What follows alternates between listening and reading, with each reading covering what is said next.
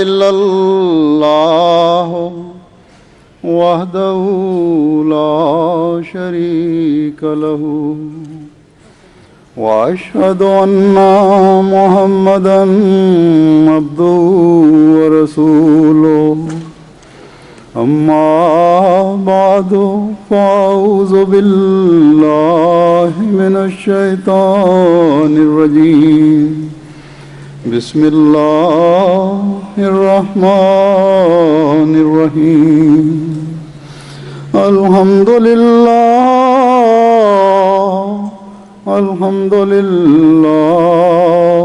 رب العالمين الرحمن الرحيم مالك يوم الدين إياك نعبد وإياك نستعين اهدنا الصراط المستقيم صراط الذين أنعمت عليهم غير المغضوب عليهم ولا الضالين۔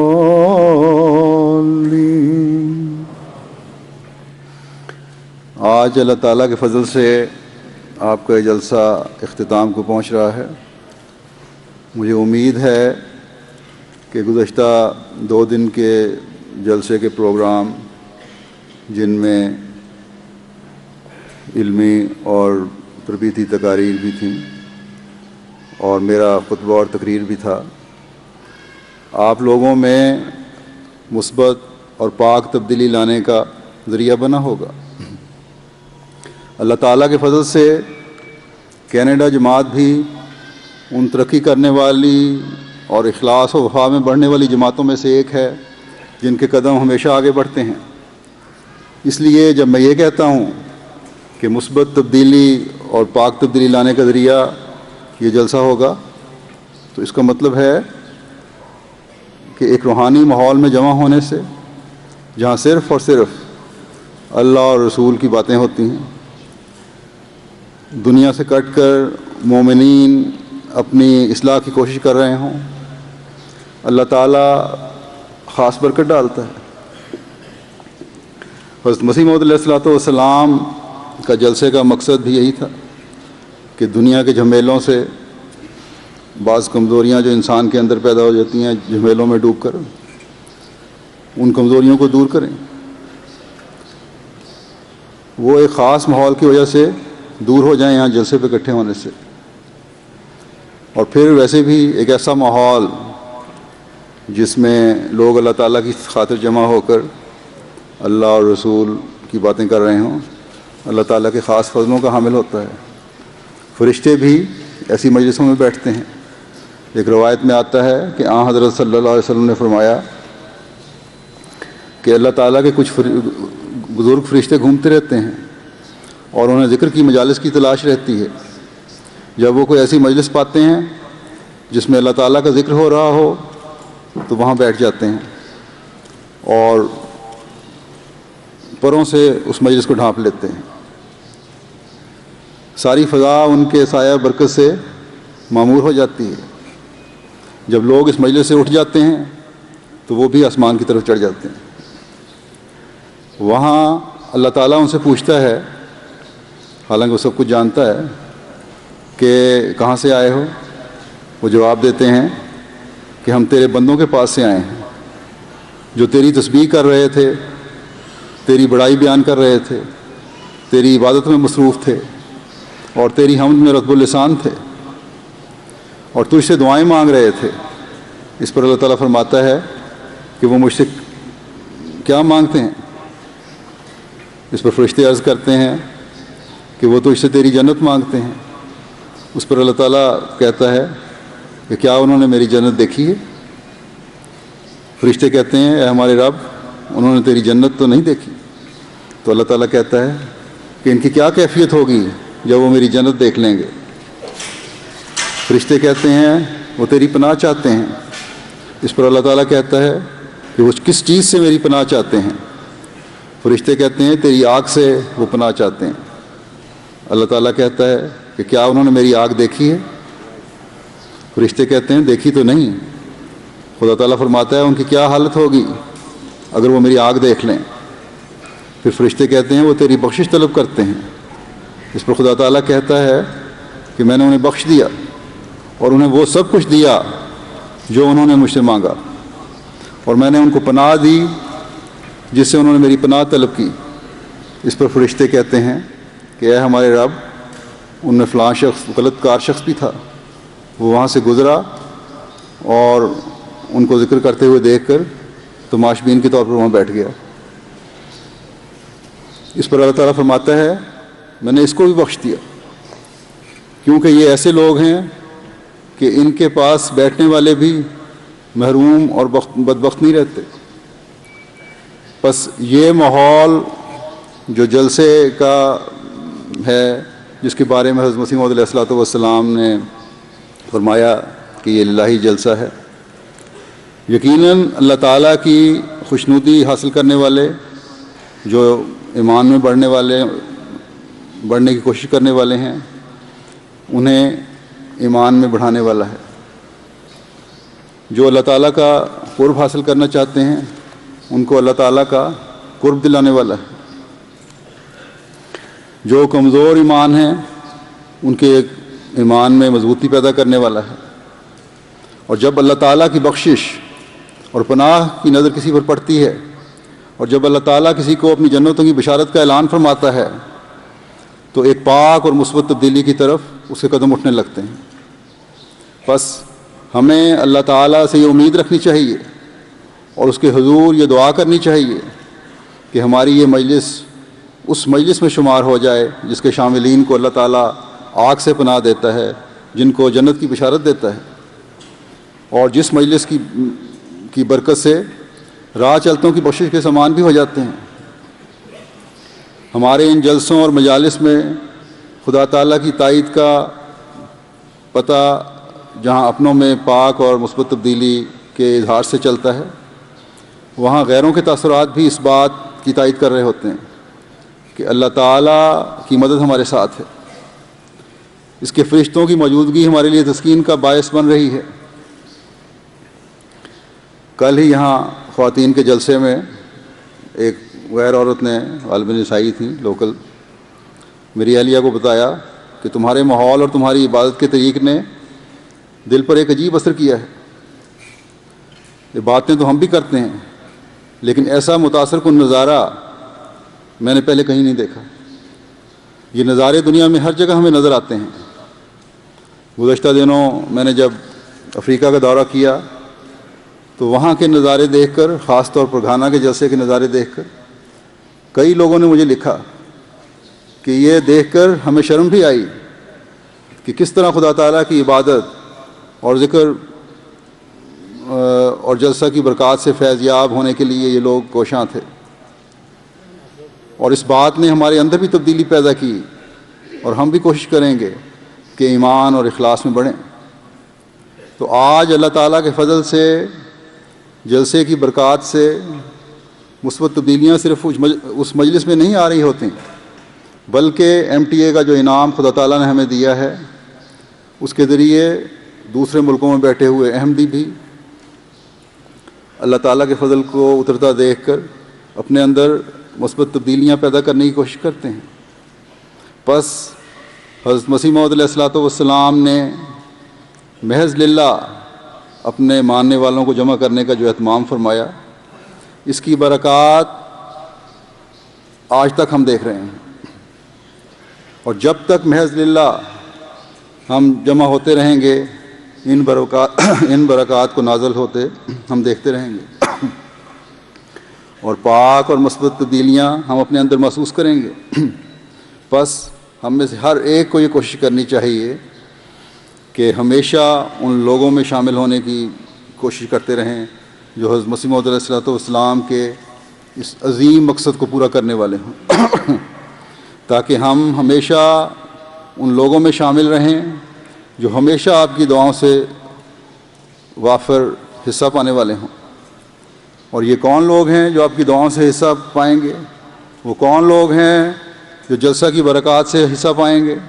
یہ وہ لوگ ہیں جو نیکیوں میں بڑھنے کی کوشش کرتے ہیں، اللہ تعالیٰ کے عذاب سے بچنے کے لیے دعائیں کرتے ہیں، اس کی جنتوں کے حصول کے لیے اپنی عبادتوں اور اپنے اعمال کے معیار بلند کرنے کی کوشش کرتے ہیں، اپنی زبانوں کو ذکر الہی سے تر رکھنے کی کوشش کرتے ہیں۔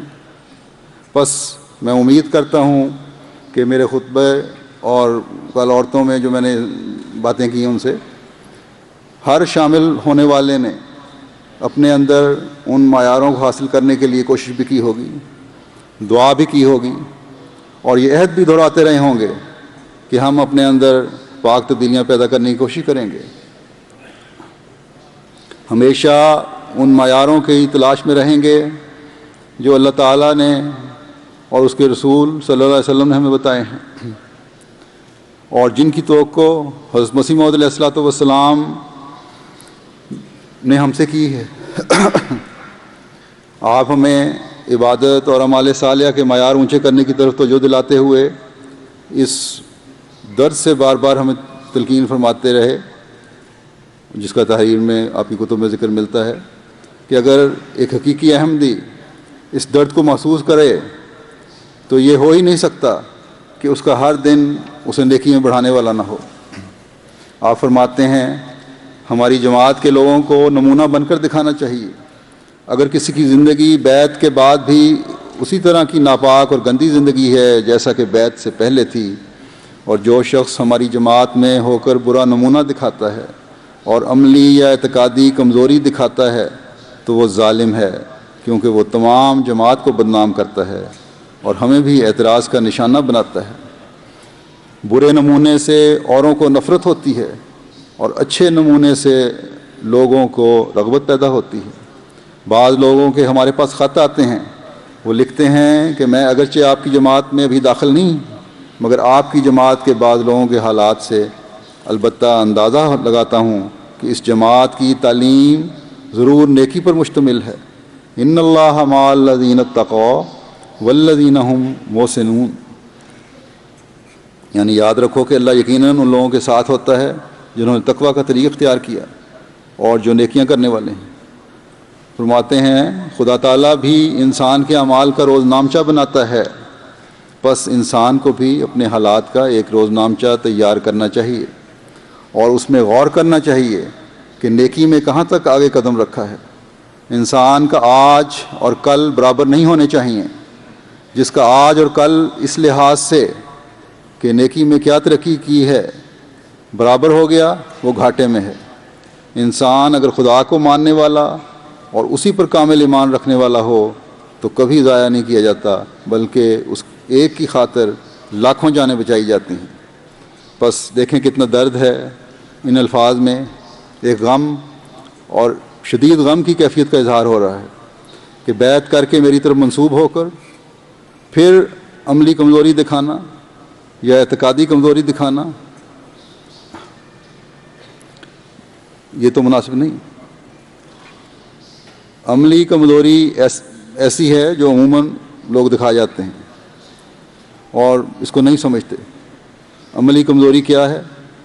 یہ حقوق اللہ کا کما حقہ ادا نہ کرنا ہے، حقوق العباد کا ادا نہ کرنا بھی ہے۔ فرمایا کہ روزانہ کی ڈائری لکھو، اس میں دیکھو کہ کیا نیکیاں کی ہیں اور کیا برائیاں کی ہیں، حقوق اللہ کی ادائیگی کی طرف کیا کوشش کی ہے اور بندوں کے حقوق کی ادائیگی کی طرف کیا کوشش کی ہے۔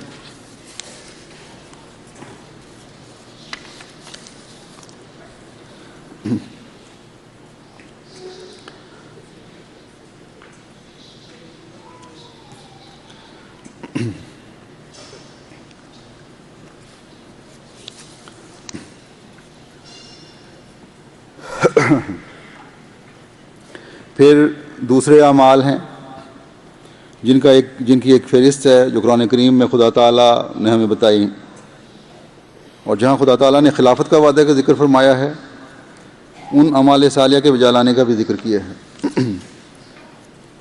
حضرت مسیح موعود علیہ الصلوۃ والسلام ایک حقیقی مومن کی بعض خوبیوں اور خصوصیات کا ذکر کرتے ہوئے فرماتے ہیں کہ صفات حسنہ اور اخلاق فاضلہ کے دو ہی حصے ہیں، اور وہی قرآن شریف کی پاک تعلیم کا خلاصہ اور لب لباب ہیں۔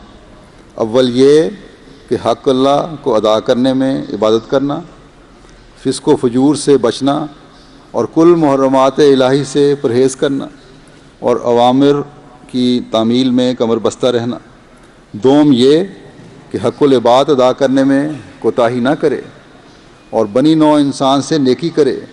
بنی نوع انسان کے حقوق بجا نہ لانے والے لوگ خواہ حق اللہ کو ادا کرتے ہی ہوں بڑے خطرے میں ہیں، کیونکہ اللہ تعالیٰ تو ستار ہے، غفار ہے، رحیم ہے اور حلیم ہے اور معاف کرنے والا ہے۔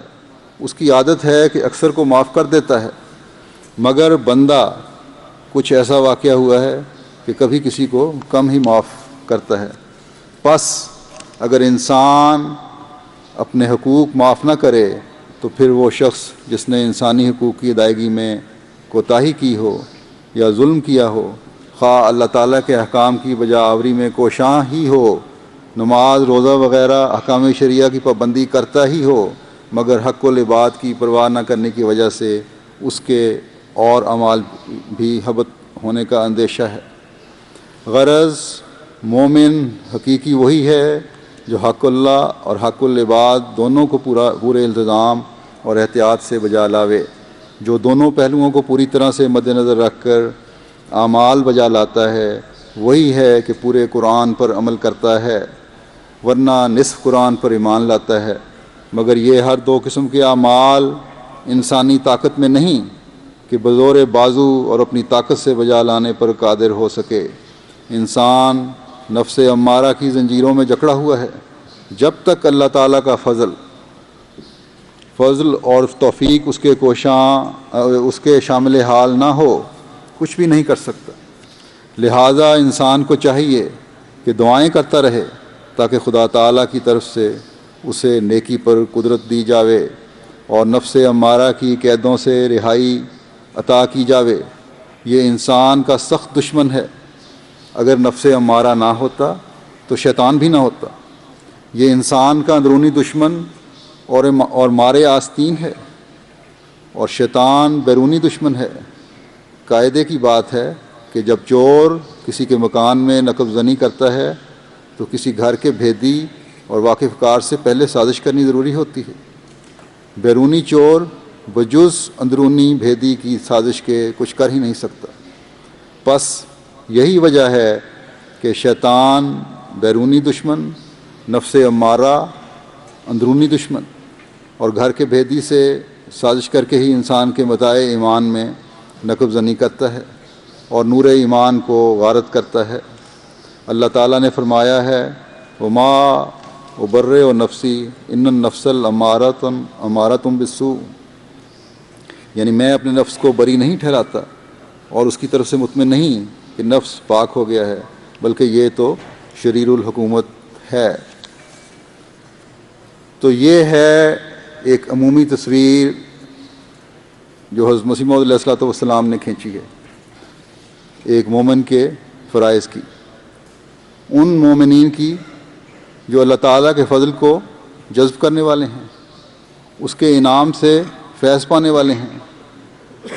حضرت مسیح موعود علیہ الصلوۃ والسلام فرماتے ہیں کہ بنیادی احکامات جو قرآن کریم میں بیان ہوئے، جو میں نے اقتباس پڑھا، اس میں آپ نے فرمایا کہ بنیادی احکامات جو قرآن کریم میں بیان ہوئے ہیں وہ دو ہیں، اور باقی ان احکامات کی تفسیر ہے۔ پہلا حق جو بیان ہوا وہ خدا تعالیٰ کا حق ہے، اور اس میں سب سے اول ایک خدا کی عبادت کرنا ہے، اور اس کی عبادت کا حق ادا کرتے ہوئے عبادت کرنا ہے۔ اور جیسا کہ میں نے جمعہ کے خطبے میں اس کی تفصیل بھی بیان کی تھی کہ عبادت کا حق نمازوں میں ہے، اور 5 وقت توجہ سے نمازوں کی ادائیگی سے ہوتا ہے۔ پھر فرمایا کہ فسق و فجور سے بچے۔ فسق و فجور کا مطلب ہے، فسق کا مطلب یہ ہے کہ جو سیدھے راستے سے دور ہو جائے، اطاعت سے باہر نکل جائے، حق کو قبول کر کے اسے چھوڑ دینے والا فاسق کہلاتا ہے۔ پس نبی کی بیعت میں آ کر پھر اس سے نکل جانے والا فاسق ہے، یا بیعت کا دعویٰ کر کے پھر ان شرائط کی پابندی نہ کرنا جن پر بیعت کی تھی، وہ بھی فاسق ہے، اور ایسا کرنے والا اللہ تعالیٰ کا حق نہ ادا کرنے والا ہے۔ اور فاجر اور بدکار جو اللہ تعالیٰ کی حدود کو توڑتا ہے وہ بھی اللہ کا حق نہ ادا کرنے والا ہے۔ اور اس کے علاوہ جتنے بھی محرمات اللہ تعالیٰ نے بتائی ہیں ان سے نہ بچنے والا اللہ تعالیٰ کے حقوق ادا نہ کرنے والا ہے۔ ارکان ایمان اور ارکان اسلام پر عمل نہ کرنے والا خدا تعالیٰ کا حق ادا نہ کرنے والا ہے۔ دوسرا حق جو خدا تعالیٰ نے فرض کیا ہے وہ اللہ تعالیٰ کے بندوں کا حق ہے، ان کو نہ ادا کرنے والا مومن نہیں کہلا سکتا، اور نہ ہی اللہ تعالیٰ کے ان انعاموں سے فیض پا سکتا ہے جو ایک مومن کو اللہ تعالیٰ عطا فرماتا ہے۔ اور اس بارے میں ایک بہت ہی اہم بات جس کی طرف حضرت مسیح موعود علیہ الصلوۃ والسلام نے توجہ دلائی کہ اگر بندوں کے حق ادا نہیں کر رہے تو حقوق اللہ کی ادائیگی بھی فائدہ نہیں دے گی، اور نمازیں اور دوسری نیکیاں بھی ضائع ہو جائیں گی۔ بس یہ ایک اسلام کی حسین تعلیم ہے، دنیا میں امن و سکون اور محبت اور پیار کی فضا پیدا کرنے کی ایک حسین تعلیم ہے۔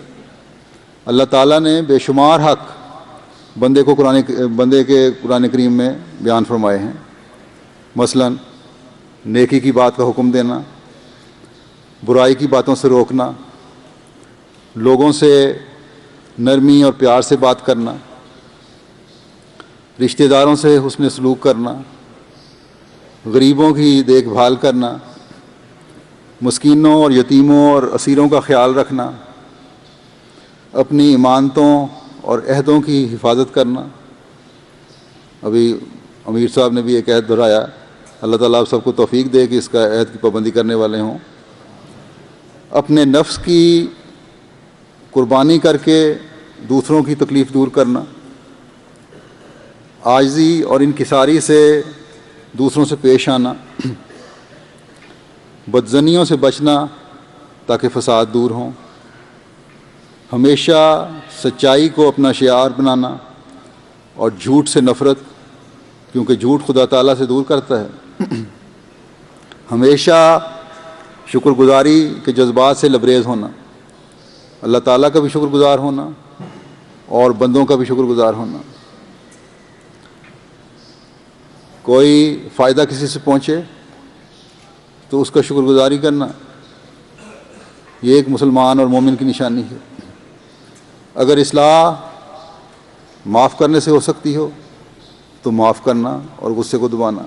ہر برائی کا بدلہ لینا ایک مومن کا کام نہیں ہے، مومن کا کام ہے اصلاح کرنا۔ اگر اس سزا کے بغیر اصلاح ہو سکتی ہے، اگر کوئی عادی مجرم نہیں ہے تو پھر اس کو معاف کرنے سے زیادہ بہتر ہے، کیونکہ اس کی اصلاح ہوگی اس سے۔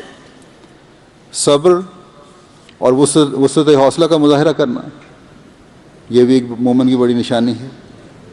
عدل اور انصاف کا دامن کمی نہ چھوڑنا، یہاں تک فرمایا کہ اگر اپنوں کے خلاف بھی تمہیں انصاف کے تقاضے پورے کرتے ہوئے گواہی دینی پڑے تو گواہی دو،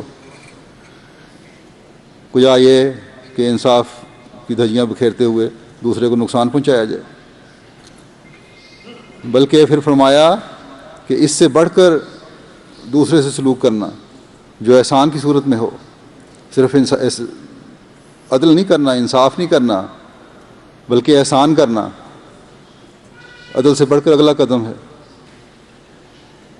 بلکہ اس سے بھی بڑھ کر محبت کا سلوک کرنا، جس طرح اپنے انتہائی قریبی سے کیا جاتا ہے۔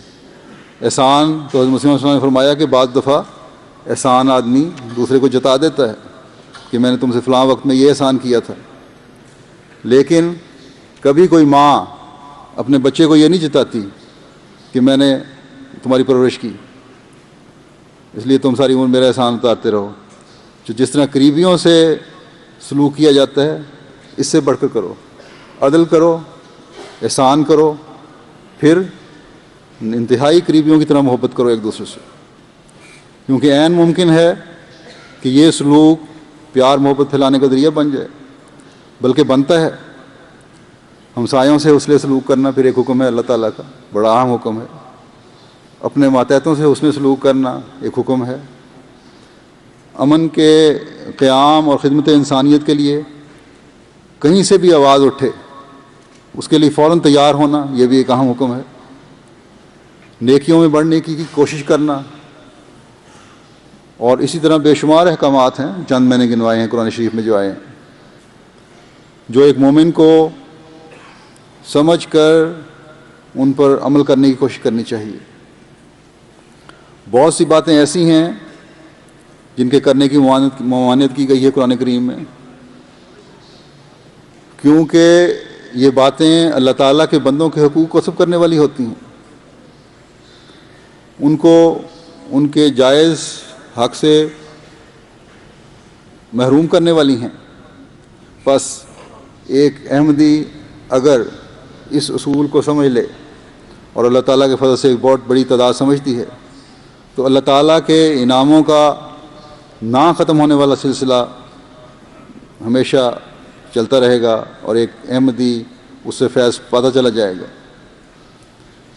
سورہ نور میں آیت استخلاف کے حوالے سے ہم خدا تعالیٰ کے وعدے اور انعام کا ذکر سنتے اور پڑھتے ہیں۔ اس میں بھی اللہ تعالیٰ نے ایمان لانے والوں اور عمل صالح کرنے والوں سے خلافت کا وعدہ کیا ہے۔ بس ہمیشہ یاد رکھنا چاہیے کہ ایمان میں کامل اور عمل صالح میں ترقی کرنے والے تب بنیں گے جب حقوق اللہ اور حقوق العباد کی ادائیگی کی طرف گہری نظر ہوگی۔ سورہ نور جس میں آیت استخلاف ہے، اللہ تعالیٰ کا مومنوں سے خلافت کے انعام کے جاری رہنے کا وعدہ ہے۔ اس میں بھی خدا تعالیٰ نے مختلف حوالوں سے مختلف احکامات کا ذکر کیا ہوا ہے۔ بس ہمارا فرض ہے کہ ہم ہمیشہ اپنے جائزے لیتے رہیں کہ کون سے احکام ہیں جن پر ہم عمل کر رہے ہیں، اور کون سی باتیں ہیں جن کے کرنے کا ہمیں حکم ہے اور ہماری توجہ نہیں۔ حضرت مسیح موعود علیہ الصلوۃ والسلام نے جو یہ فرمایا کہ روز نامچہ بناؤ، اپنی روزانہ کی ڈائری لکھا کرو، تو اس میں یہ دیکھو کہ کس قدر ترقی کی طرف قدم بڑھ رہے ہیں تمہارے۔ یہی چیز ہے اگر ہم کرنے والے ہوں تو اپنے اعمال کے معیار بلند سے بلند تر کرتے چلے جائیں گے انشاءاللہ تعالی۔ اللہ تعالیٰ کی پیار کی نظر ہم پر ہمیشہ پڑتی چلی جائے گی۔ سورہ نور میں ابتدا میں ہی اللہ تعالیٰ نے فرمایا کہ اس میں احکام ہیں جن پر عمل کرنا ضروری ہے، اور یہی تمہارے نیک اعمال کا ذریعہ بنیں گے۔ پھر اللہ تعالیٰ نے معاشرے کی برائیاں دور کرنے کی طرف توجہ دلائی۔ اس صورت میں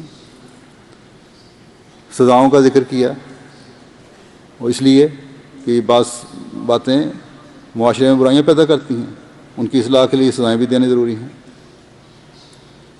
جو لوگ پاک دامن عورتوں پر الزام لگا کر ان کی بدنامی کا باعث بنتے ہیں، معاشرے کے امن کو برباد کرتے ہیں، ان کے لیے سزا کا حکم ہے۔ پھر ایک حکم ہے کہ جب کوئی نیکی جاری کرو تو اسے بند نہ کرو، خدمت خلق کے کام کرو تو ذاتی ناراضگیوں کی وجہ سے ان میں کمی نہ کرو۔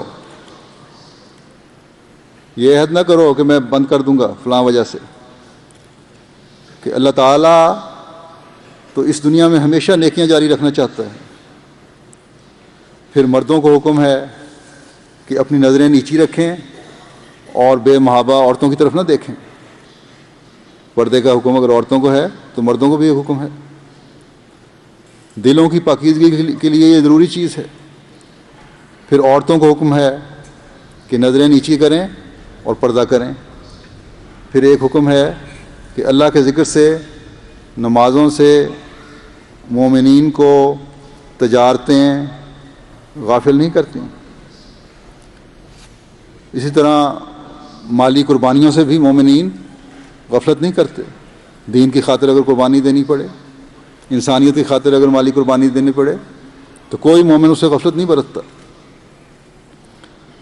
اگر سورہ جمعہ کی آخری آیات کے ساتھ اس کو ملائیں تو واضح ہوتا ہے کہ آخرین میں نمازوں اور عبادتوں سے تجارتیں اور کھیل کود غافل رکھنے کا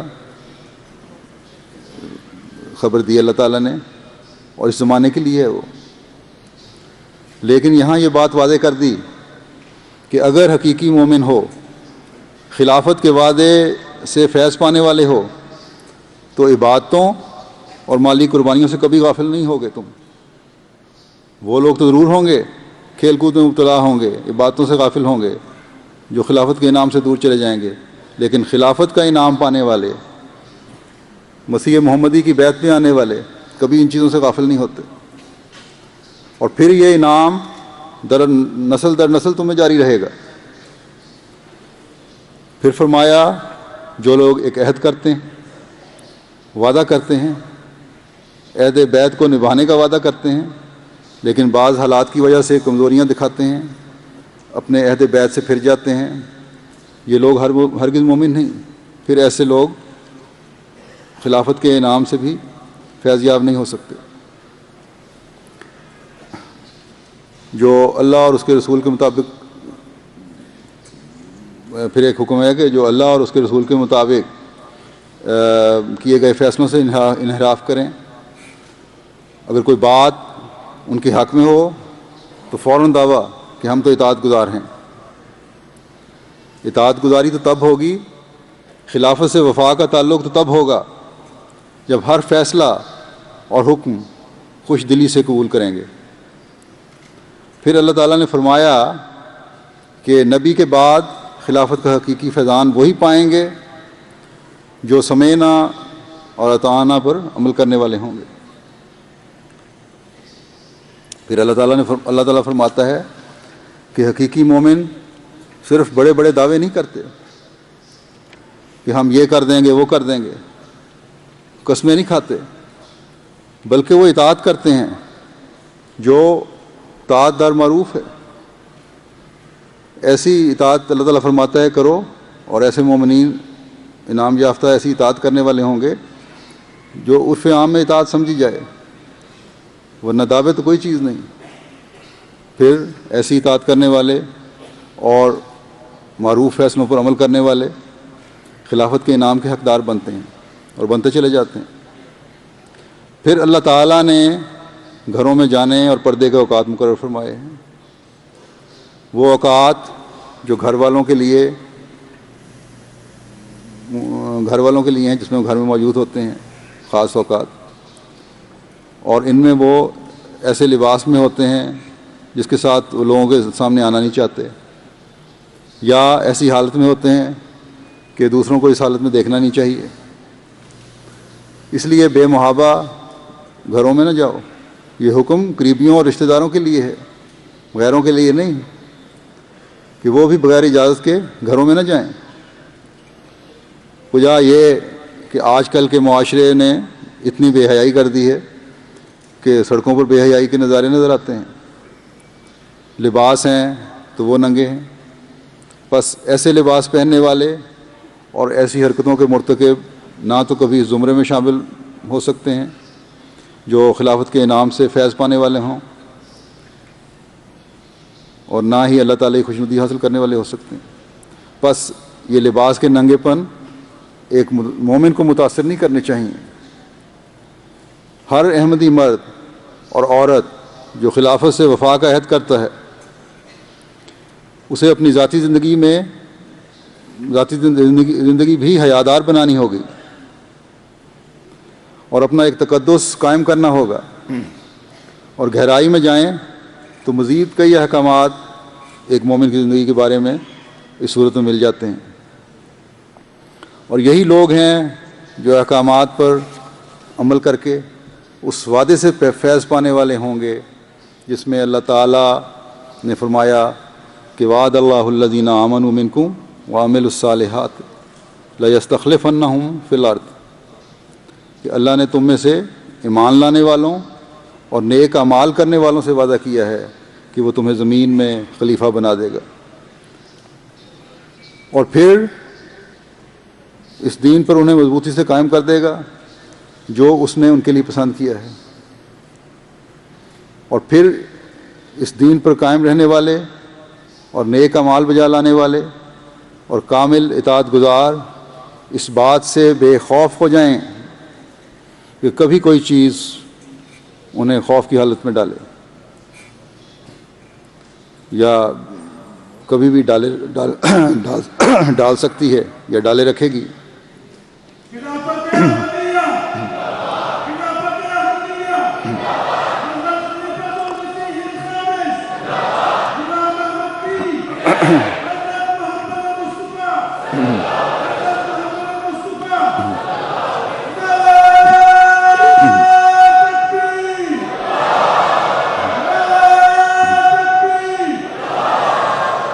بلکہ جب بھی ایسے حالات ہوں جس میں خوف نظر آتا ہو تو خدا تعالیٰ کا وعدہ ہے کہ وَلَا يُبَدِّلَنَّهُم مِّن بَعْدِ خَوْفِهِمْ أَمْنًا، کہ ان کے خوف کی حالت کو ہمیشہ امن کی حالت میں بدلتا چلا جائے گا اللہ تعالیٰ۔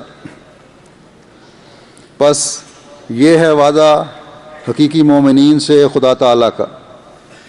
آج ہر احمدی جو یہ دعویٰ کرتا ہے کہ میں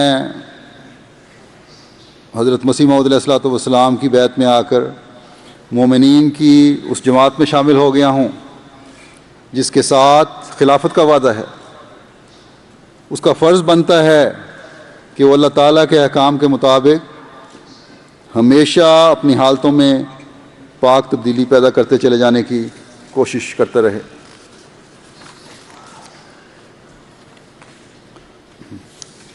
ہر مرد، ہر عورت، ہر بچہ، ہر جوان یہ سوچ پیدا کرے کہ اللہ تعالیٰ نے ہمیں خلافت کے انعام سے نوازا ہے، ہم نے اس کا اہل بننے کی حد المقدور کوشش کرنی ہے، ہم نے ان انعامات کے حصول کی کوشش کرنی ہے جن کا وعدہ اللہ تعالیٰ نے مومنین سے فرمایا ہے، جن پر خلافت کی نعمت اتاری گئی ہے۔ ہم نے ان اعمال صالحہ کو اپنی زندگیوں کا حصہ بنانا ہے جن کے کرنے کا خدا تعالیٰ نے حکم دیا ہے۔ یاد رکھیں، اگر آج ہم نے اپنی حالتوں کو تبدیل کرنے اور اس پر مستقل مزاجی سے قائم رہنے کی طرف توجہ نہ دی تو ہٹتے ہٹتے اتنی دور چلے جائیں گے جہاں سے واپسی ممکن نہیں ہوگی، اور نتیجتاً پھر اس انعام کے بھی مستحق نہیں ٹھہریں گے جو خلافت سے وابستہ ہے، اور نہ صرف خود محروم ہو رہے ہوں گے بلکہ اپنی نسلوں کو بھی محروم کر رہے ہوں گے۔ کیا خلافت احمدیہ کی 100 سالہ تاریخ اس بات کی گواہ نہیں کہ اللہ تعالیٰ نے بے شمار فضل اور احسانات جماعت پر فرمائے ہیں؟ ہر احمدی نے اپنی ذاتی زندگی میں بھی ان فضلوں اور احسانات کا مشاہدہ کیا ہے، اور جماعتی طور پر بھی دنیا کی ہر جماعت نے اس کا مشاہدہ کیا ہے اور کر رہی ہے۔ بس کوئی عقل مند احمدی یہ سوچ بھی نہیں سکتا کہ اللہ تعالیٰ کے فضلوں سے محروم ہو۔ بس اگر اس انعام سے محروم رہنے والے اگر کوئی ہوں گے تو وہ چند لوگ جو اس کی قدر نہیں کرتے اور اللہ تعالیٰ کے حکموں کو تخفیف کی نظر سے دیکھتے ہیں۔ جب کبھی ایسے چند لوگ پیدا ہوئے جنہوں نے خلافت سے اپنے آپ کو علیحدہ کیا تو خدا تعالیٰ نے اپنے وعدے کے مطابق ایک قوم خلافت کو دے دی۔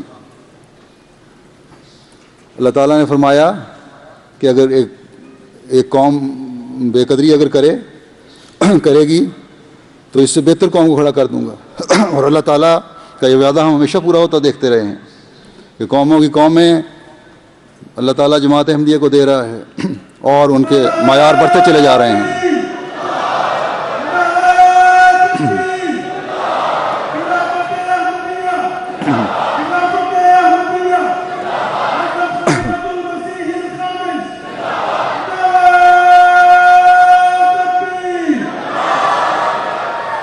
آج دنیا کی مختلف قوموں میں ہم دیکھتے ہیں کہ اللہ تعالیٰ نے قومیں اپنے مسیح کی حمایت میں کھڑی کر دی ہیں.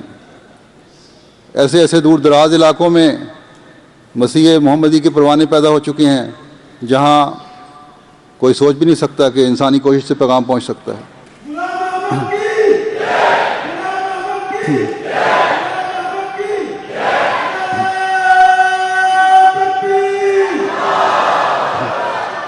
ہم تو ہر روز اللہ تعالیٰ کے فضلوں اور احسانوں کی بارش جماعت پر دیکھتے ہیں. جماعت کے خلاف دشمن کی بھی 120 سالہ تاریخ اور کوشش ہے، اور وہ بھی یہ کوشش بھی اس بات کی گواہی دیتی ہے، اور گواہی دیتے ہوئے ہمارے ایمانوں کو مضبوط کرتی ہے کہ اللہ تعالیٰ نے دشمن کو ہمیشہ ناکامیوں اور نامرادیوں کا منہ ہی دکھایا ہے.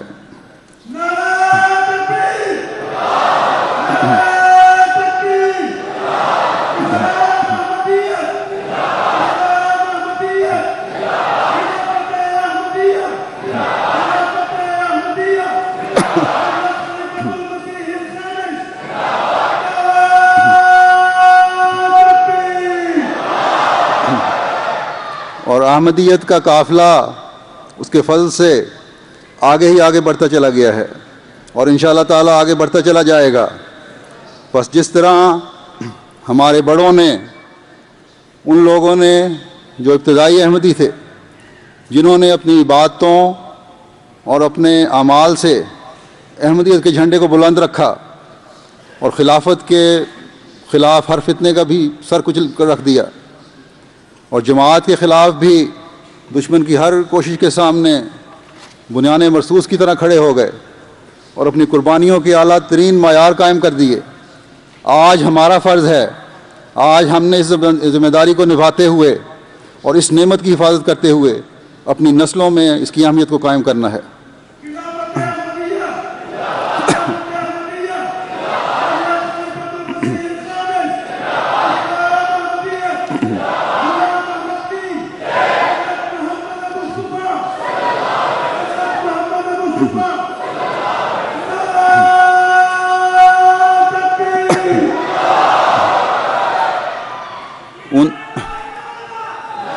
ان سے اپنی نسلوں سے یہ عہد لینا ہے کہ چاہے جس طرح بھی ہو، جان، مال، وقت اور اپنے نفس کی قربانی دیتے ہوئے خلافت احمدیہ کی حفاظت کرنی ہے اور ہمیشہ کرتے چلے جانا ہے، اور اپنی نسل میں، اپنی قوم اور دنیا میں اسلام اور احمدیت کے پیغام کو پہنچانے کی کوشش کرتے چلے جانا ہے. اور اس وقت تک چین سے نہیں بیٹھنا جب تک تمام دنیا تک اسلام کا پیارا اور امن کا پیغام نہ پہنچ جائے.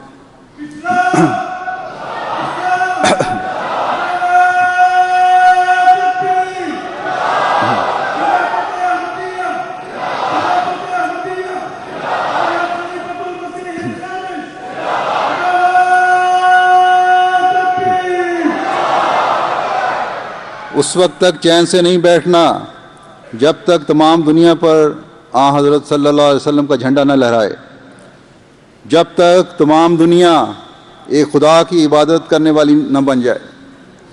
وہ خدا جو تمام قدرتوں اور طاقتوں کا مالک ہے، جو رب العالمین ہے، جو رحمان اور رحیم ہے، جو ہر آن ہم پر اپنے فضلوں کی بارشیں برسا رہا ہے. اللہ تعالی ہمیں اس کی توفیق عطا فرمائے.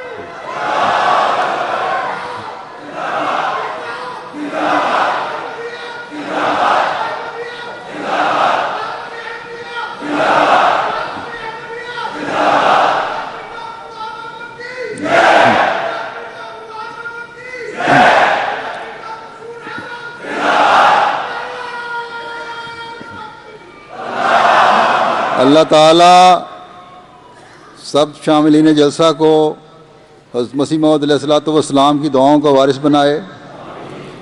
آپ سب کو خلافت احمدیہ کے لیے سلطان نصیر بنائے. ہر ایک ایمان اور تقوی میں ترقی کرتے چلے جانے والا ہو. آپ سب ملک و قوم کے حقیقی وفادار ہوں. اپنے ملک سے کیے گئے عہد کو بھی نبھانے والے ہوں کہ یہ بھی ایمان کا حصہ ہے. وطن کی محبت بھی ایمان کا حصہ ہے. یہی آن حضرت صلی اللہ علیہ وسلم نے ہمیں بتایا.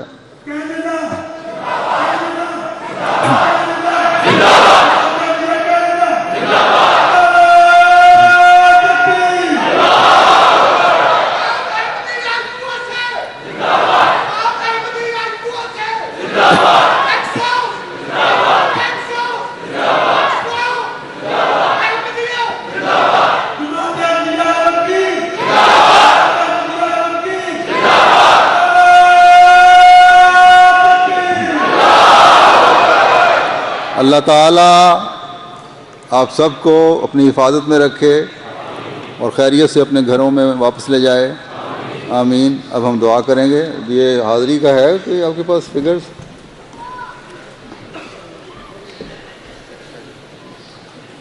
اچھا آپ دعا کر لیں پہلے.